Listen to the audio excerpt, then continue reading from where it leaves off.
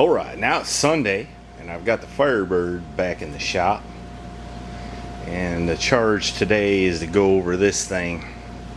It's going to be making a little trip here shortly. I might video some of that, I don't know, but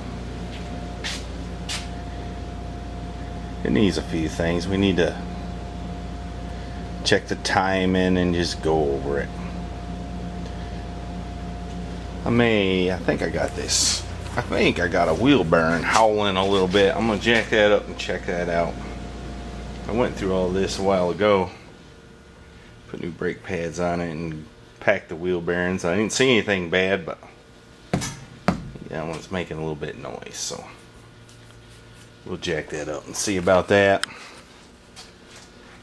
and just go over it and make sure all the bolts are tight and it's got oil in it and antifreeze and stuff like that.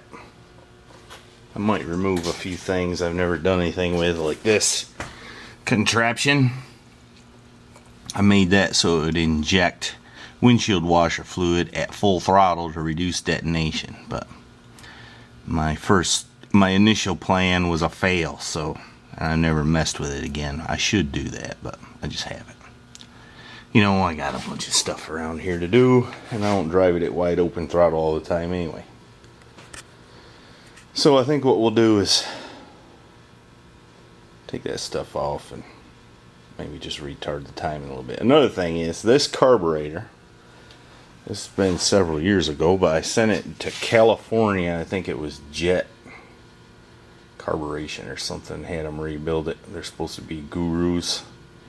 I've never been happy with how it idles. It runs fine, but at idle, it's kind of weak. It doesn't have a strong idle. As soon as you hit the pedal, though, she'll go. I might take that off and go through it and see how they sized things in the idle circuit. Maybe I can make it a little better. Alright, I took that wheel and caliper off. It's a little bit noisy, ain't it? Now this is the driver's side. It's quieter.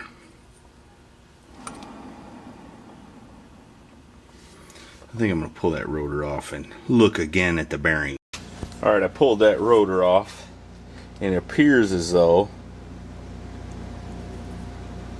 well, it's kind of hard to do holding the camera in one hand, turn it with the other, but I feel a rough place in that bearing. So evidently, when I was working on this thing last time, I didn't do as good as I should have. Which, that happens sometimes, I guess. Looks like the camera's picking it up, but you can see right there, there's some flakes out of that race. So at the minimum, I need to put a new bearing and race in there. Oh, don't look as bad, but it does show a little wear, and so does the bearing. Makes me wonder why I didn't notice that before. Anyway, I'm going to go get some new bearings and races put in it. A few more observations. One, I measured the rotor. Minimum thickness is 0.965. And if you can read that, we're well over that. Well over that. The rotor says right there, made in Canada. The races, made in China. One bearing, the inner one, is a Timken, made in USA. And the outer one is made in USA, and it's a NDH. So, of course, my theory is Chinese parts and the USA parts, albeit mismatched, you know, it just didn't jive good. At least that's my theory. Look who popped in right when I was getting ready to go get parts. Who better to go get parts with than me? You got a point, I guess. I was going to tear the carburetor apart, but I don't think I'm going to get into that this time. You've been doing a lot of carburetors lately. I'm in the mood. Okay. But this has been running like this for years. I figure another couple weeks will be fine. So let's just make sure our wheels don't fall off while we're in the mountains. That would be wonderful. Okay. We're sitting awful close. Isn't that what a bench seat's for? I guess so. We decided to take old Blue out for a little tail spin, get some parts. Well, I got to the parts store and got some parts, but I got distracted by my daughter's truck. We just pulled the Edelbrock off of it and put a quadrojet I've been having here on the workbench for some weeks, which I didn't do anything to. Nothing. Somebody just gave it to me and said it was a running good carburetor. So anyway, I put it on that truck and it runs better. So I don't know about these Edelbrocks. I'm sure it'd be fine with some tuning, but anyway, that's my experience. 2 Edelbrocks gone, 2 quadrojets on, they both run better. A 305 and a 454. Maybe I'll put the Edelbrock on this, see what happens. Alright, I got my new races in, both sides of the rotor. One interesting thing about that quadrojet I put on the... Actually, she did most of it. I just helped her with the details. Is the secondaries have obviously not been modified. It's almost like they ain't there. These carburetors, especially the early 80s, late 70s, and the small engines of the era, they had them. So the secondaries would only open about that far. And real fat metering rods, so they didn't get much 4-barrel action. I think that's how that one is, but that's okay. Young lady don't need too much performance. I spend more time hunting around for this camera. I put it in a different place every time. Got that bearing packed. This little packer is so easy to use, I almost feel guilty doing it. It packs them easy. I think it's a Lyle. It's called a Handy Packer. Clever name, ain't it? There, now it's all back together. Much quieter. Alright, good. Kind of sad how dirty these things get. This car was pretty nice. It's still pretty nice, but it's got a few oil drips and dirty. But that's what happens when you drive them. And a car ain't no fun if you don't drive it, if you ask me. Alright, I got the wheels back on it. But I think I'm going to call it an evening. Sounds like a plan. Does it now? Yeah. Alright then. I'll come back out here a few nights this week and do a few other odds and ends. I noticed there's a 1/4-inch fuel return line under there. Apparently of inferior quality, and it's all cracked and bad shape. I'm going to replace that. See what else I see on this thing. It's going to take a little trip, so I want to make sure it's going to make it. It will. Make it. It's been a few days since I made a video, and I can't really remember what I said, but I think I was probably wishy-washy. I said I was going to take the carburetor off Firebird, and then I said, no, I'm not going to mess with it. It's been like that for a few years. Yeah. But you can see what I did. And I think I figured out why the blame thing never did idle right. And here's why. Right here, in there, is what's called idle air passage.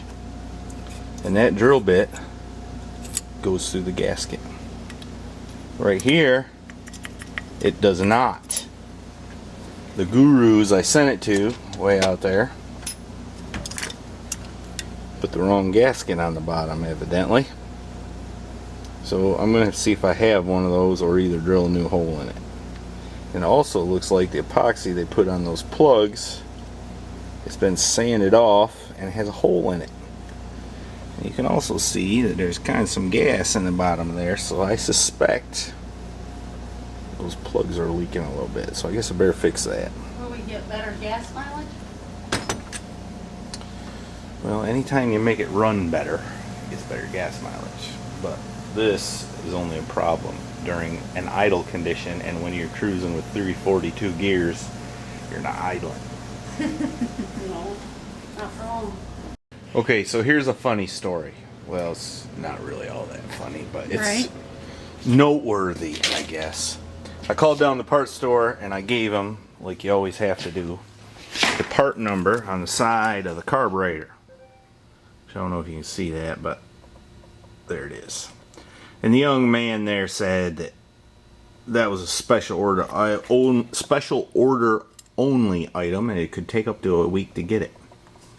But I suspected the young man didn't know what he was talking about, so I called the same chain of parts stores in another town and asked them. The guy said, "Sure, we got that on hand. It's $25." I said, "Would you kindly give me the part number?" Which is 1560-1C.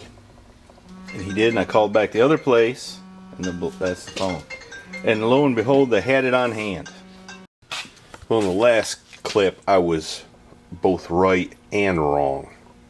I stuck a drill bit down through that hole right there and hit the gasket. Which, from this vantage point, with no gasket, with the gasket in place, it would appear that the holes didn't line up, but there's a slot there, so the air can move sideways and come through that hole and proceed through these. Alright, we did some minor modifications to the carburetor and bolted it back on. Now we're going to see if it'll run, right? Hope it does. Hey, it runs!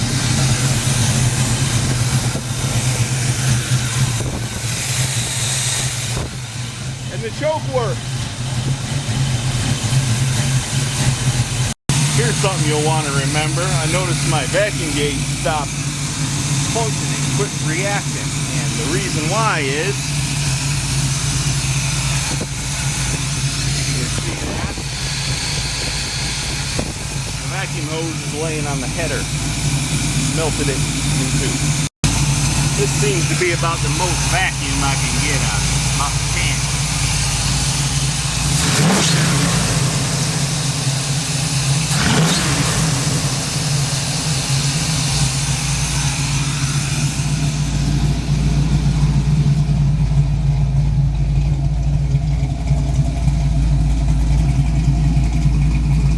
Definitely idles stronger, so that's good.